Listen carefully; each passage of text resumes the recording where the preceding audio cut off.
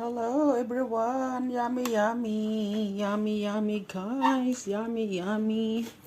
So the 2 pieces of pusit, what is they call this, bagulan? Yeah, look at that, it's big. 2 pieces only guys, but $40. Look,